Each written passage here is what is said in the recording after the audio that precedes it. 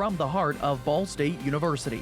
Live from the Unified Media Newsroom, NewsLink Indiana Midday starts right now. Good afternoon and welcome to NewsLink Indiana. I'm Harper Robinson. The race to the White House runs through Nevada at least this week. Early voting got underway this weekend and caucuses are Saturday. In the meantime, Democratic candidates are stumping throughout the Silver State trying to build support. John Loring reports. Long lines of caucus goers in Nevada this weekend.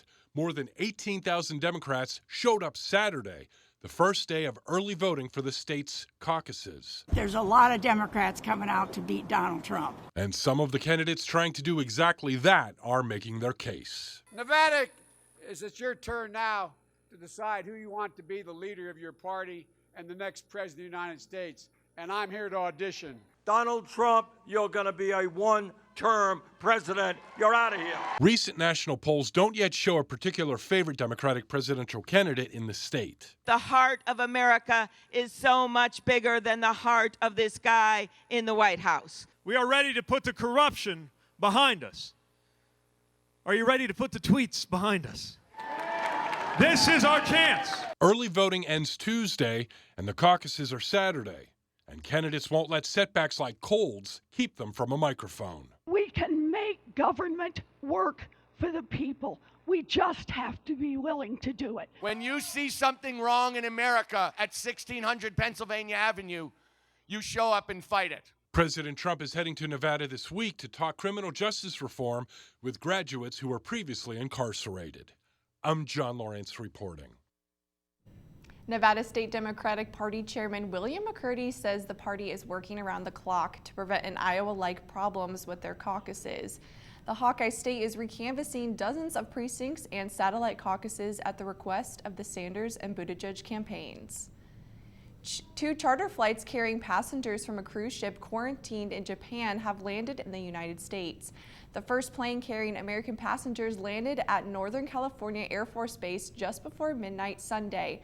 A second flight touched down at a San Antonio Air Force Base around 2.5 hours later early Monday. Passengers will be quarantined for 2 weeks to make sure they don't have the new virus that's been spreading in Asia. Japan's defense minister tweeted earlier that Japanese troops helped transport 340 U.S. passengers from port to Tokyo's airport. About 380 Americans were on the cruise ship. Virginia Governor Ralph Northam's push to ban the sale of assault weapons has failed. Moderate Democrats joined Republicans on a Senate committee Monday in rejecting legislation that would have prohibited the sale of certain semi-automatic firearms, including popular AR-15 style rifles, and ban the possession of magazines that hold more than 12 rounds. The bill was a top priority for Northam, a Democrat who has campaigned heavily for a broad package of gun control measures. The impending demise of an electric car sharing service in Indianapolis has left city officials faced with the question of what should happen to the dozens of car charging stations that powered those vehicles.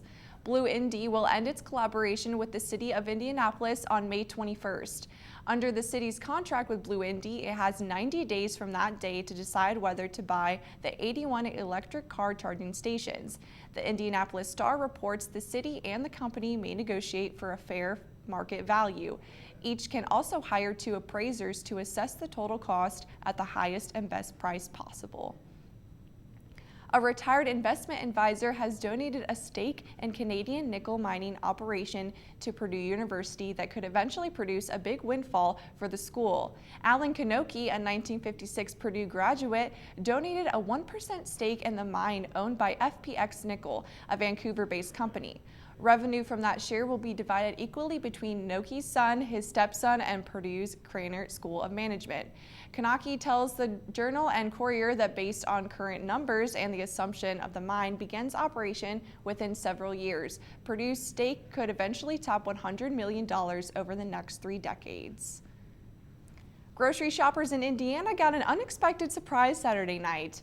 A deer somehow got inside this Kroger and started running around.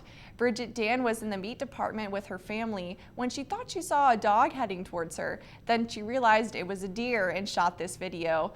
The frantic animal jumped over the meat counter at one point. A Kroger spokesperson jokes he hopes it noticed the plant-based protein products in the case.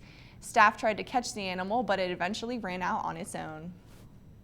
Now here's a look at your NewsLink Indiana forecast. These are the conditions right now. It is currently 42 degrees under mostly cloudy skies. Rain will move in this afternoon, but it will be warm. Highs will hit the mid-40s. Now let's look at the 7-day forecast. Another cool down is ahead for the middle of the week, but it'll be mostly dry through the period.